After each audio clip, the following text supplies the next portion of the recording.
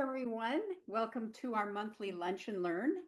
I am Joanna Sinwell. I'm the president of the board of NAMI Johnson County, and we do this every month. And this month, we're really happy to have Kun-Hong Lu with us, who is a registered or a licensed clinical social worker. And I'm going to tell you a little bit about her. She's here to talk today about seasonal affective disorder and really what the upcoming seasonal changes can mean to us in terms of our emotional, physical, and mental health.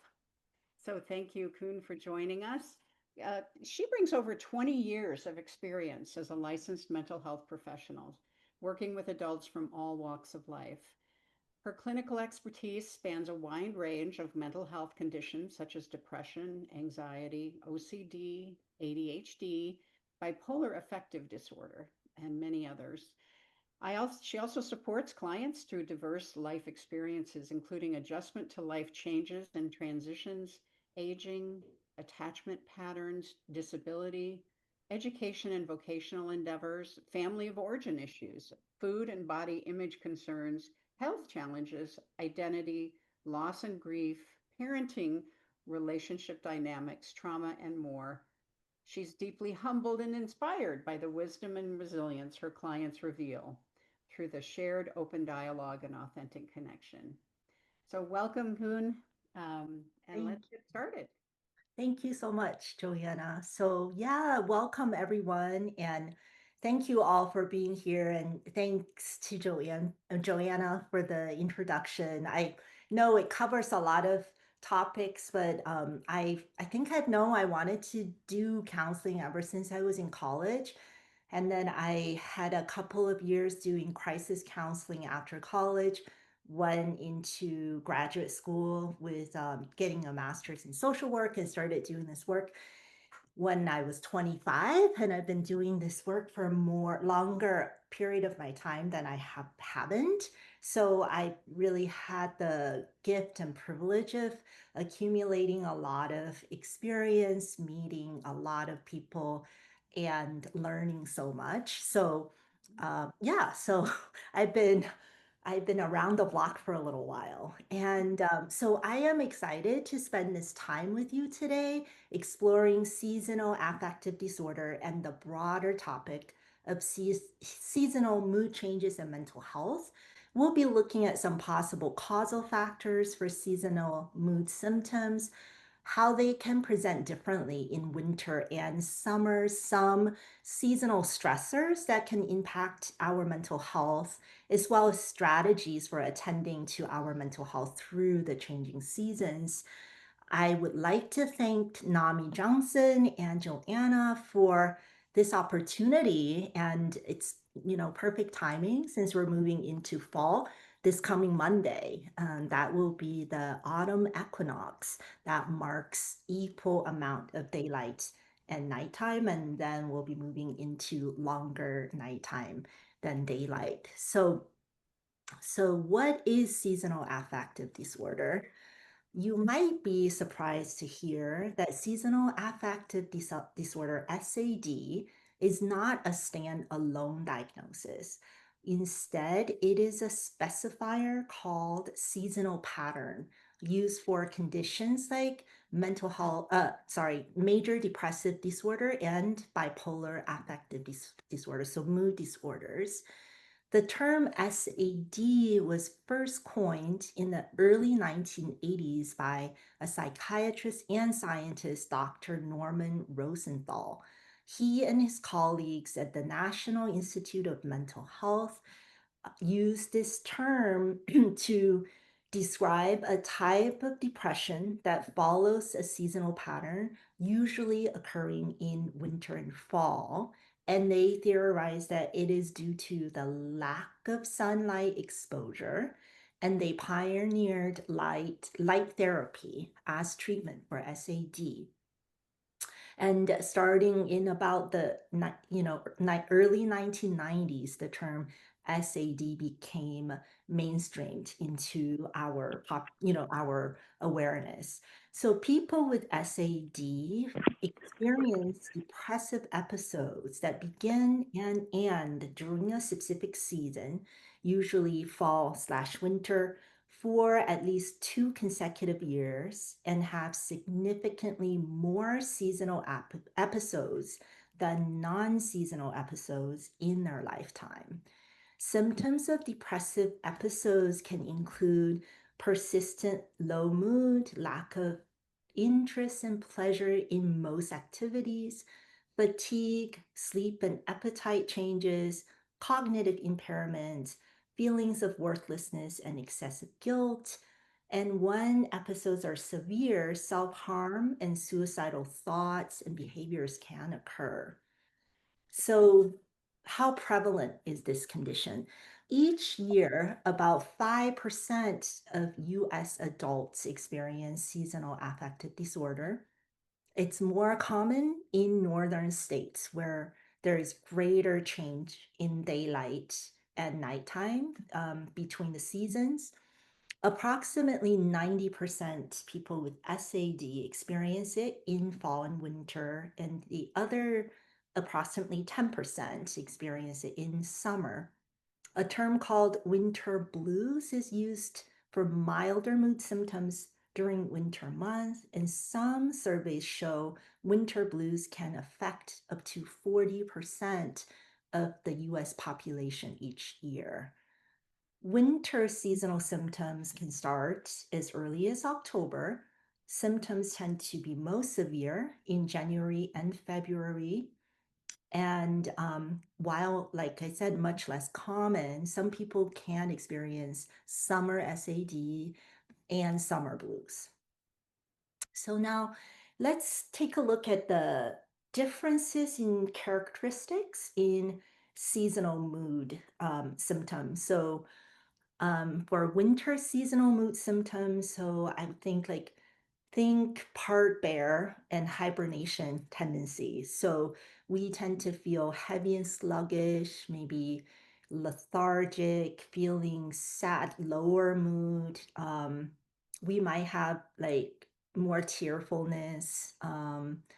We might sleep a lot more than usual and have less motivation to go outside and engage in physical or social activities.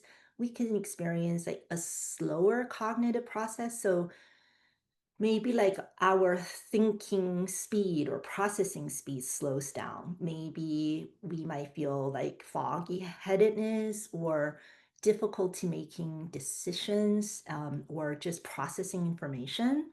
We can experience social withdrawal, increased appetite, especially for carbohydrates, and sometimes weight gain. And summer patterned seasonal affective symptoms tend to be characterized by more like restlessness, irritability, maybe anxiety. Rather than sleeping too much, we might be feeling like we're not sleeping enough, either because we have difficulty falling asleep or staying asleep or waking up a bit earlier than usual. We can experience reduced appetite and sometimes weight loss. And so we want to think about seasonal mood changes as a continuum. So maybe from one end of the spectrum might be like, okay, just natural fluctuations, like we are, I don't know, we do follow the natural rhythm, so our mood and energy level can ebb and wane throughout the seasons, and winters tend to be a more contracted and lower mood and energy season. And winters and spring tend to feel more expansive in our energy and motivation, and also need for sleep can change. As the daylight is shorter and we have longer nights, our bodies might just need longer sleep than summertime when there is more light. So and then it can then maybe veer to the blues and then to SAD. So this is like, I don't know. Yeah, it's a continuum. So how do we gauge? Like, where are we on the continuum? When is it a good time to do something more than what we're already doing on a regular basis? When is it time to seek help? So I would like to say that First of all, it's always a good time to reach out for help. If you have any concerns at all, I think it's always like maybe better to over care or prepare than to under care and prepare. So if you have any concerns, if you notice any changes in your mood, energy level, or just something feels off, schedule appointment with your your primary care provider. Just talk over your concerns, talk over what the options are. If you already have a counselor, share your concerns with your counselor. Some signs that seeking professional help is needed can include if the symptoms are causing significant distress for you.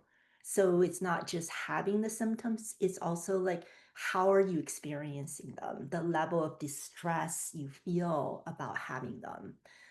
If the symptoms are interfering with your daily life or you're noticing um, it's causing you to function with work, school, relationships, or self-care in a like a lower level, or it's just harder. Like you have to work harder, put more energy out to function on the same level, then that may be a good time to look into professional help. If your challenges, it's not like, oh, I'm having a down day and then I feel better for a few days and then it kind of gets better, but then it kind of dips again. But overall, it feels like, the lower days are really more of a abnormality than the norm. But if you're experiencing, just low mood and feeling like you have to like move through molasses to get things done, and if this is lasting longer than 2 weeks, then I think that's a good time to, look into further help. And also, at any point, if you have thoughts of hopelessness, self harm, or suicide, it's definitely a sign that help is needed. And I would say since we're living inside of ourselves all the time and the changing amount of daylight or the seasonal changes happen very gradually, it can be hard to gauge how we're doing, how we're functioning, or how we're feeling from the inside. So it can be very helpful to ask for feedback from people close to us, like, hey, are you noticing any changes in my behavior or in my mood, or do you have any concerns? And if you notice any changes in someone close to you, I think sharing your observations and concerns in a caring way can be very helpful. So, what are some I would say, like, I'm going to go into coping strategies and lifestyle habits, but this is like the topic of what are treatments for SAD and seasonal blues. And so these treatments, I would, say talk it over with a medical provider, even if it's a treatment that's a vitamin supplementation that you can get over the counter, still really helpful to have a conversation about how you're feeling, what the available treatment options are, which one might work best for you. Are there any contraindications with your medical condition or medications you're currently taking for certain treatment options? So the first one we might think of is light therapy. Oh, right. And also possible side effects of the treatment. So, like light therapy, it generally is fairly well tolerated, but some people might experience side effects from it. It can perhaps, like for people who are really sensitive to light, and over exposure to light can cause things like irritability, restlessness, insomnia, and maybe even fatigue. So so those are some reasons it's good to work with a medical provider and have some follow-up. So a typical light treatment is a light box of I think it's 10,000 lux light box that emits cool white full spectrum light. while filtering out ultraviolet light to avoid damage, skin damage with the UV light. And the typical recommendation is sitting close to the light enough that the light can hit the retina of, the behind your eyes. And for a set period of time, that may depend on the severity of your symptoms. Medications such as antidepressants is a treatment option. And then vitamin D supplementation in some cases. And in some cases, for summer blues or summer SAD, melatonin supplementation. And of course, engaging in counseling can be a really helpful resource. I'm a believer. I've been doing this for more than half of my life.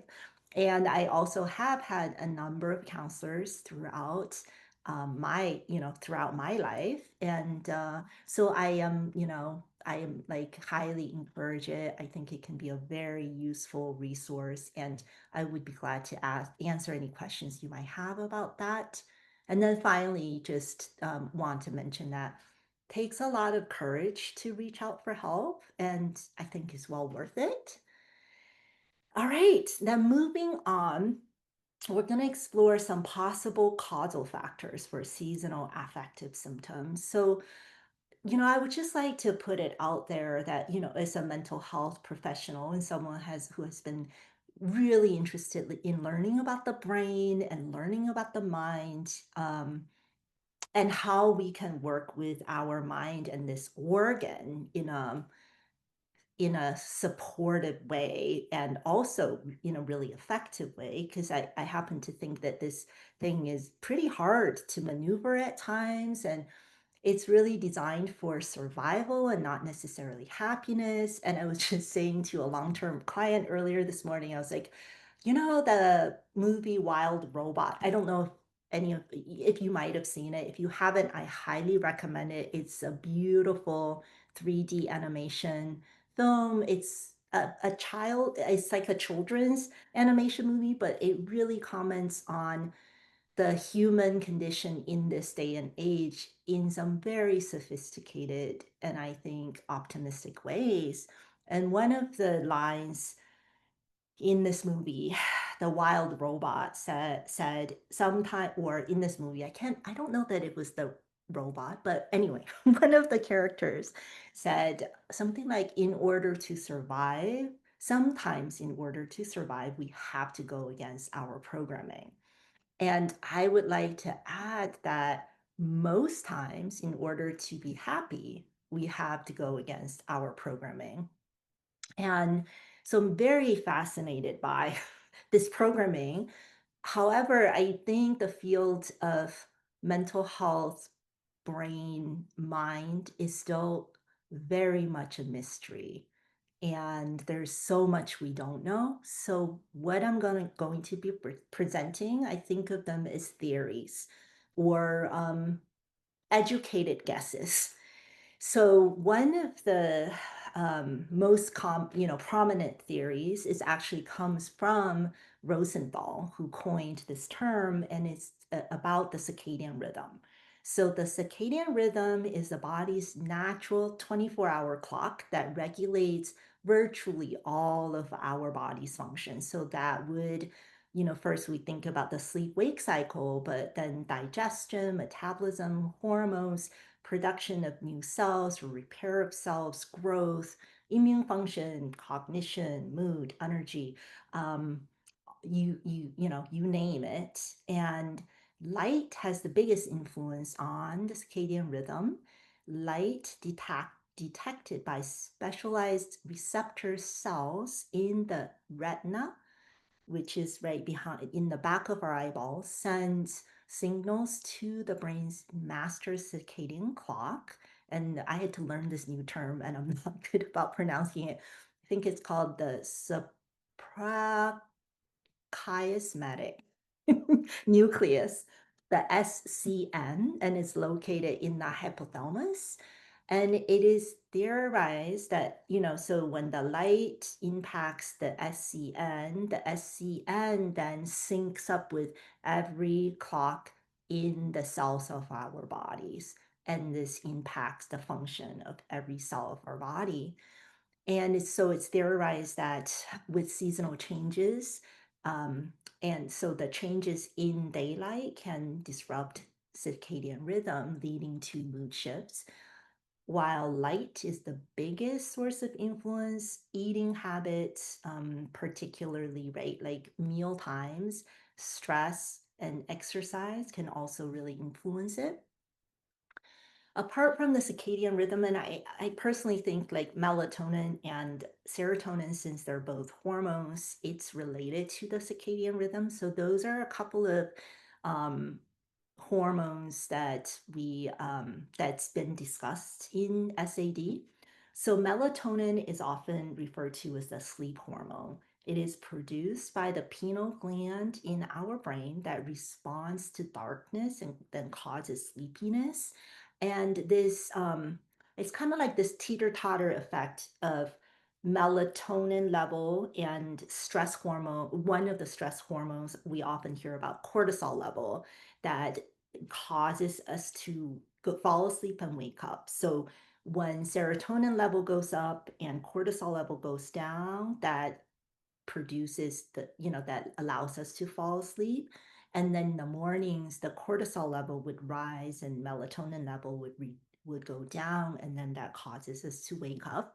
So in the winter time, overproduction of melatonin can cause us to feel very sleepy, groggy, or lethargic. And on the other hand, inadequate melatonin production due to too much daylight can cause sleep difficulties, agitation, and restlessness. Serotonin, we hear about it a bit like Prozac, the SSRIs, right? Those are called selective serotonin reuptake inhibitors, which is an antidepressant and anti-anxiety medication. So serotonin acts like a neurotransmitter, which is a chemical messenger in our brains. And we also have serotonin receptors throughout our digestive tract. So in the body, the serotonin acts like a hormone. Serotonin is related to the regulation of our mood, sleep, appetite, digestion, healing, blood clotting, and I would say also energy level and cognitive function. So it does a lot of things, and it's still a mystery exactly what and how. So less daylight in the winter can lower serotonin production and therefore serotonin activity level, leading to low mood, fatigue, increased appetite, and all of the symptoms that people who have a depressive episode would experience.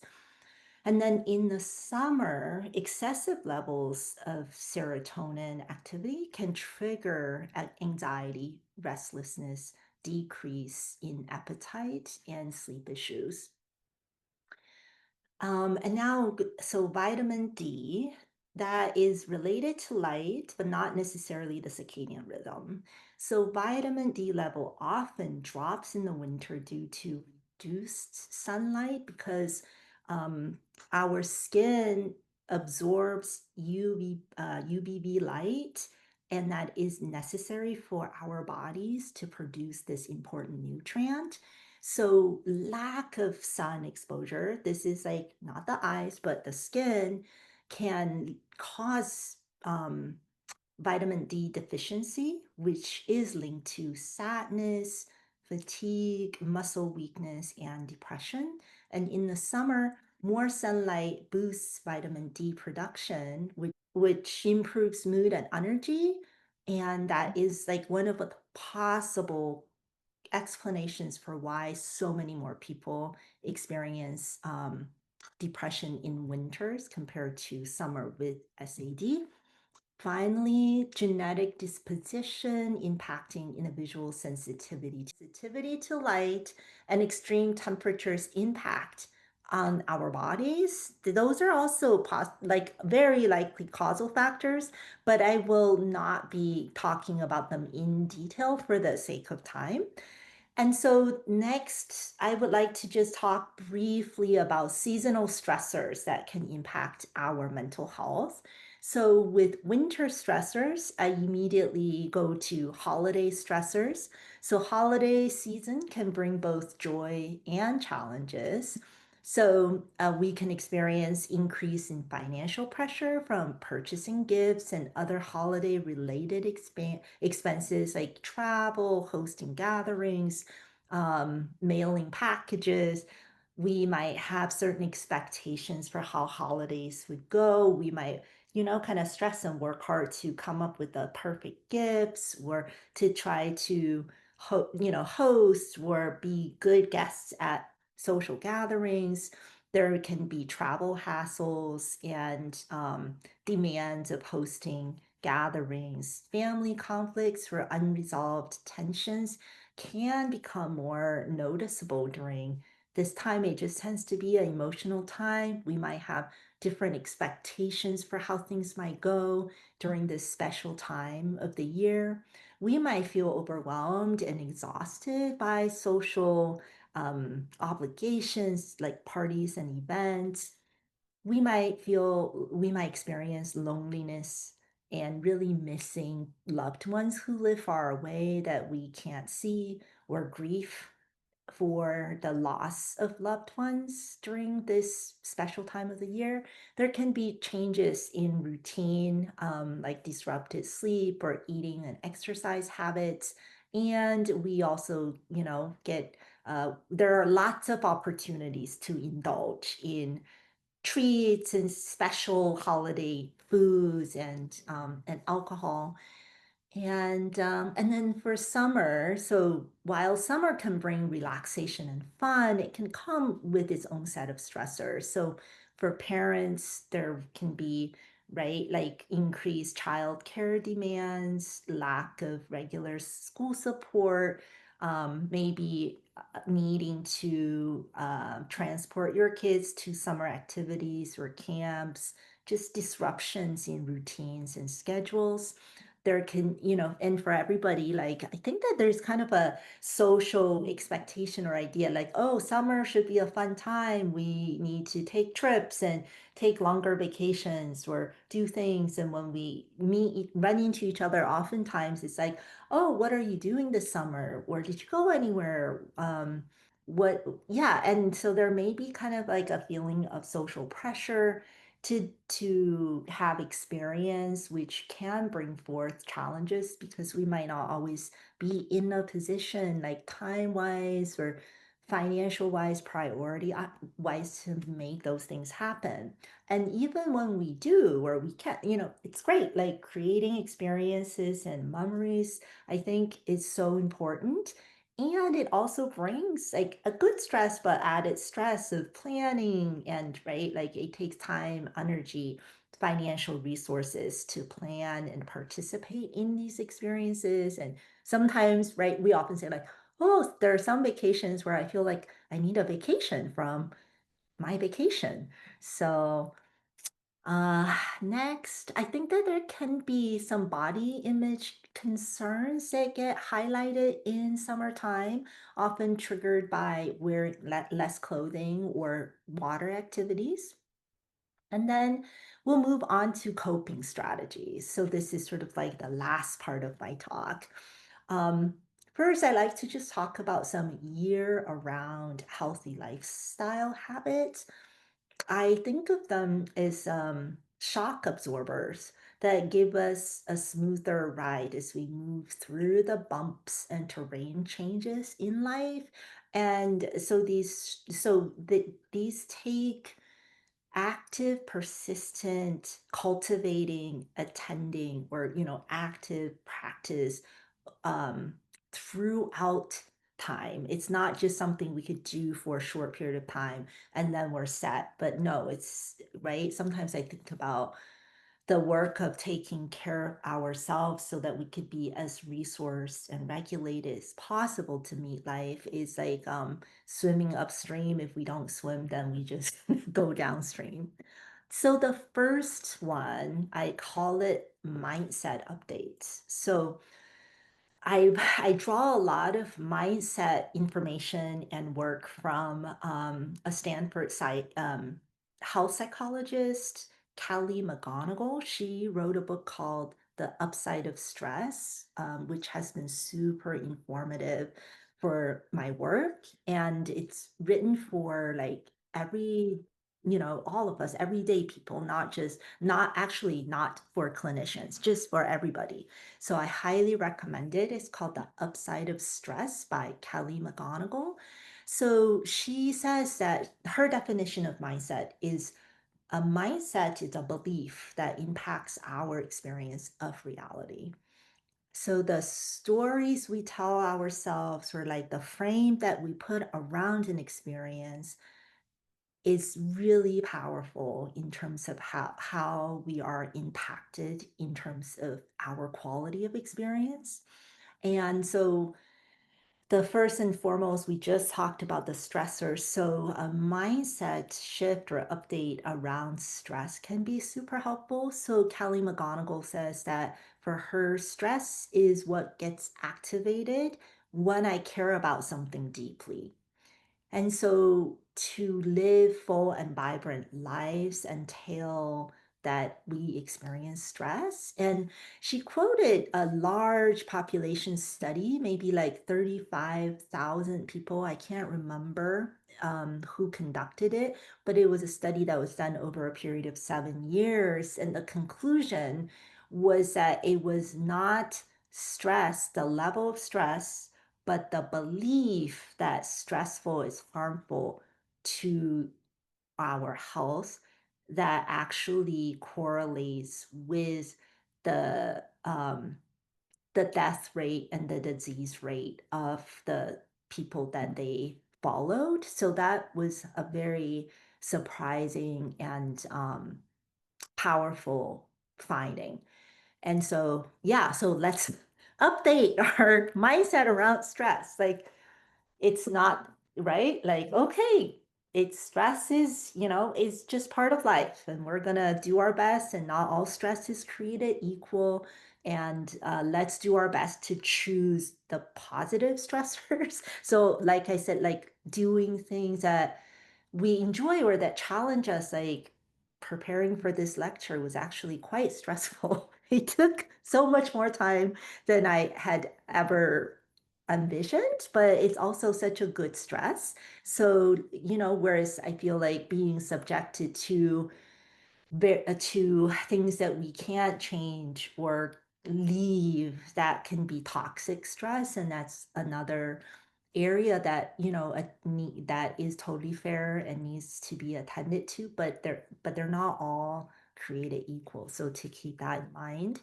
I call another one, I call like practice appreciation. So I think our brains naturally look for what is missing, what is wrong, what could go wrong. And it's not very good about looking at what is here, what is to be enjoyed, what is being gifted to us. And so to really go against the grain and look for those small moments of joy and delight, and then to really savor it, like a plant soaking in the light. I think that's really important.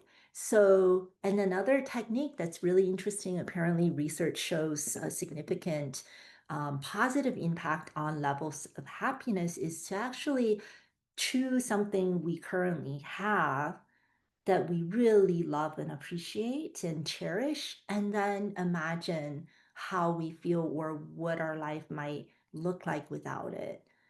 And then what happens is hopefully we don't just go stay in that movie and start grieving, but it's come back to the present. And then it might really open up our emotional reaction to that sense of just gratitude and like really cherishing this, right? This a wonderful gift.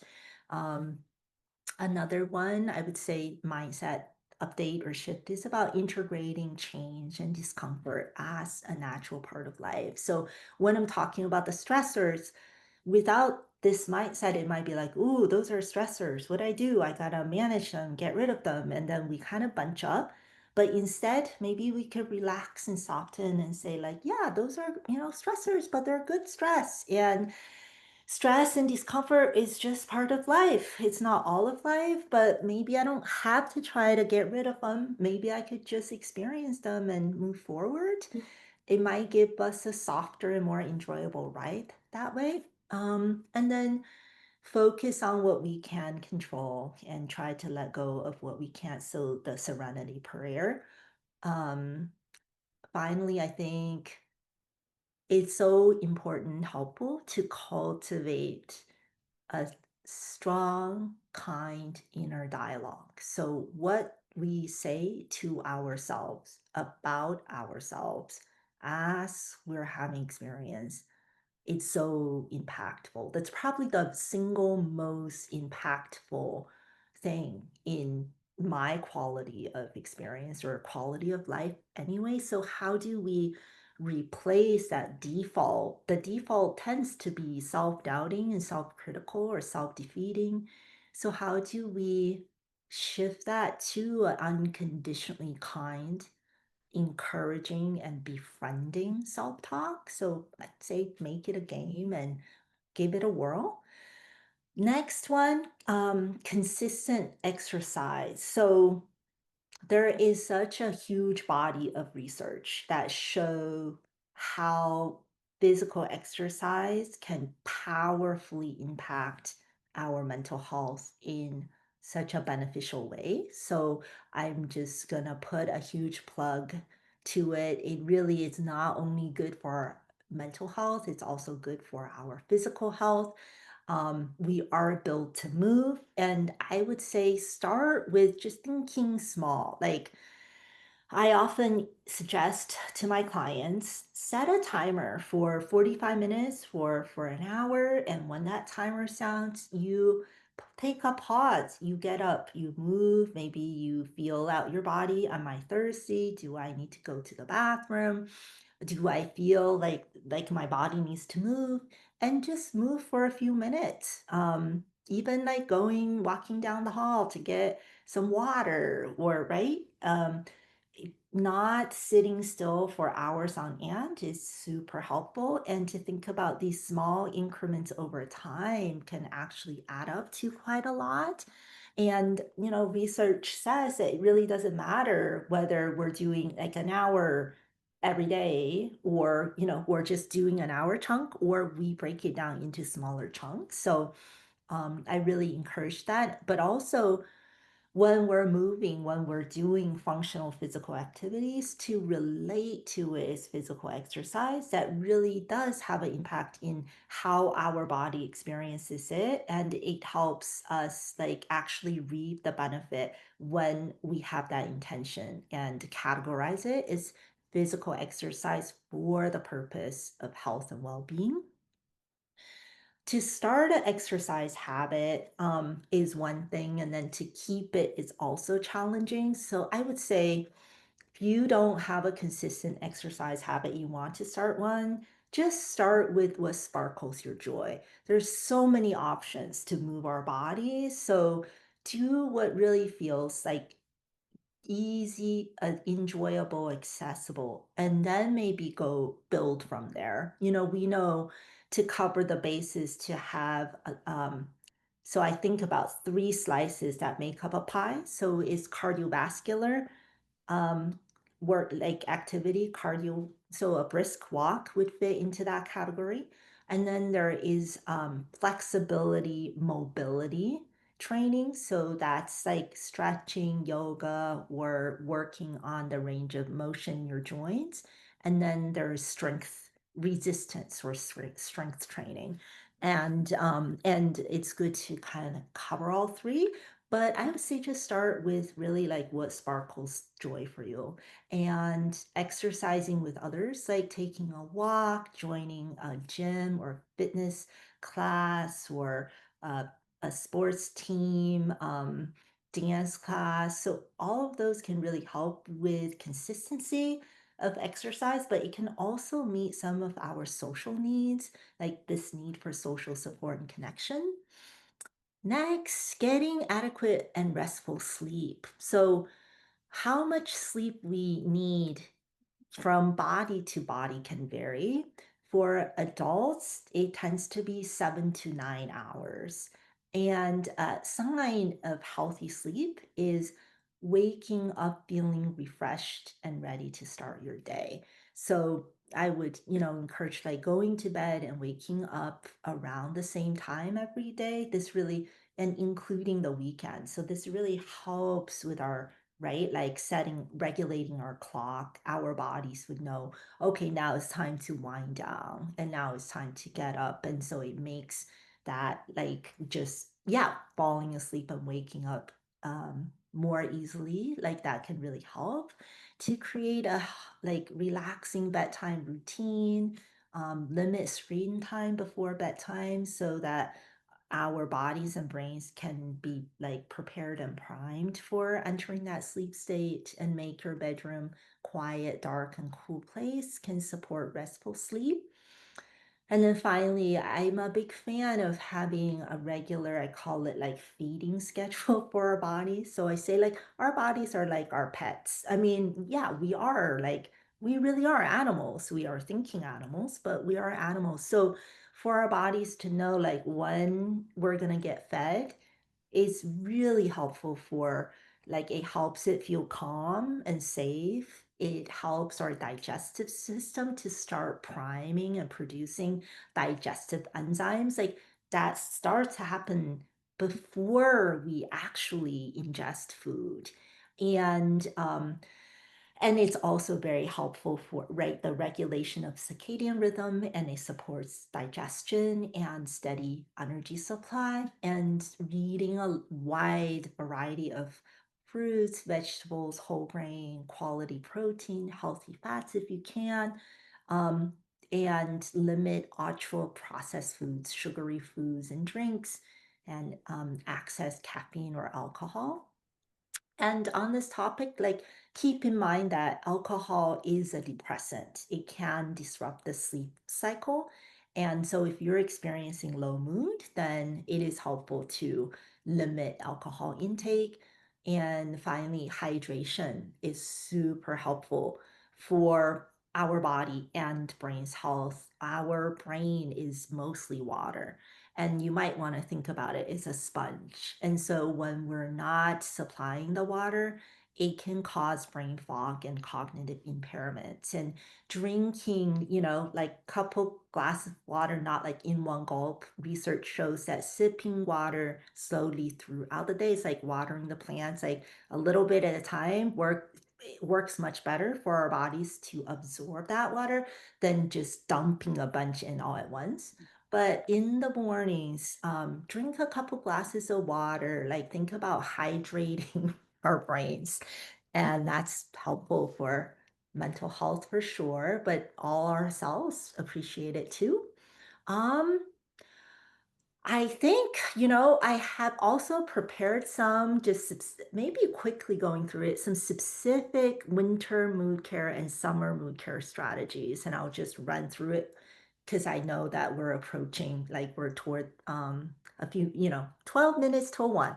So I am a huge fan of taking a walk outside in the mornings. It can be short, but especially important in the winter time. And then also take short walks outside throughout daytime hours for the winter. So, of course, wear appropriate clothing, be mindful of safety, but we like comfort and being outside is a challenge. So, you might plug in the mindset of when it's really cold, I'll tell myself, I am choosing to go into discomfort to mine courage and resilience.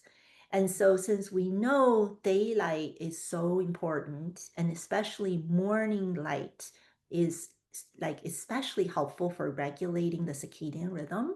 So to gift ourselves with sunlight in the morning and as much as we can really significantly boost our serotonin and vitamin D levels and help the circadian rhythm stay more regulated and consistent rather than being disrupted. I would say be mindful of sleep schedule, like both winter and summer. So winter, we might just want to sleep longer, but really keep in mind to make sense to consciously lengthen our sleep time than to just sleep because we can't get up, because oversleeping can cause problems for our health and mental health as well. Um, Winter is sort of like feast for famine when it has to do with social connection, right? We want to hibernate. We don't really go outside. We don't run into our neighbors like we do in the warmer months. But then the holiday seasons is like boom, boom, boom, boom. So I would say during the holiday season, try to prioritize and pace yourself. Give yourself the permission to take time to be quiet or to rest, but the other times, maybe challenge yourself a little bit. Say yes to an invitation or invite some friends over for a meal, even if you don't feel like it.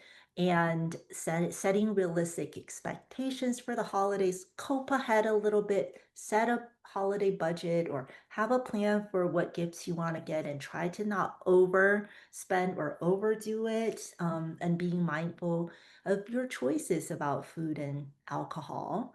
And in the summer, the first thing I think of is just stay cool. That's um, our bodies can work super hard to try to regulate our body temperature, and so it takes a lot of energy for our bodies to cool down. So if we can be mindful of fans or taking a cold shower periodically to cool down our body temperature, and have your bedroom temperature be relatively cool, because we do need colder temperatures to fall asleep and stay asleep.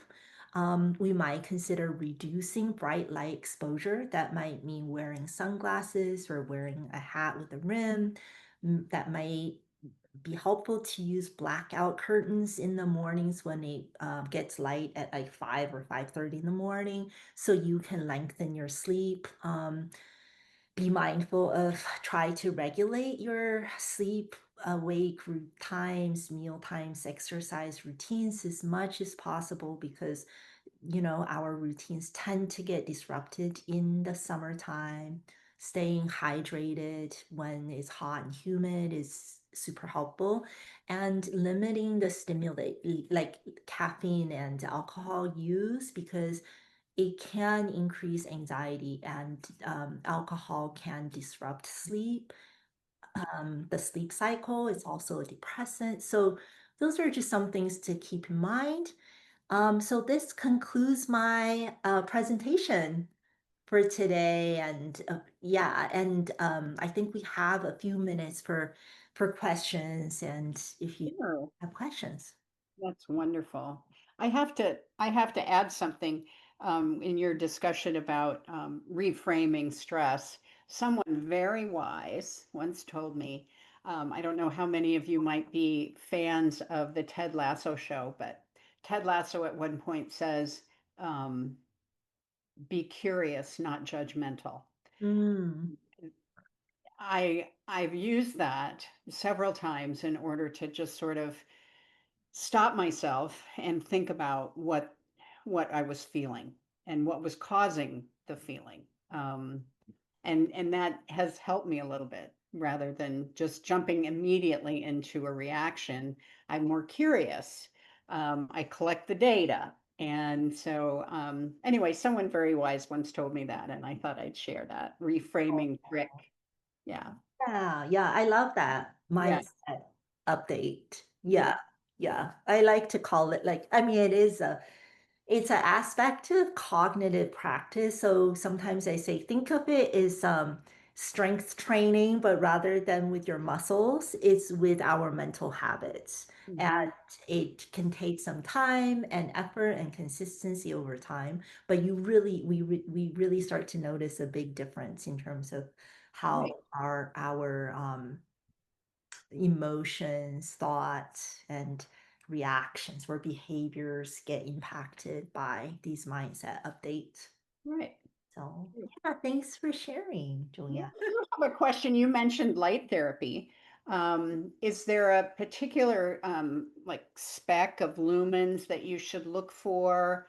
You know, I've looked at them on Amazon and there are all sorts of range of prices and so forth, but I know too that there's a certain lumen spec that you should look for. And also to be careful because sometimes even you just gauge again, be curious, not judgmental, be curious about how you feel afterwards. You know, if it really revs you up, then maybe lessen the amount of time that you use it, or maybe it's not the right solution for you.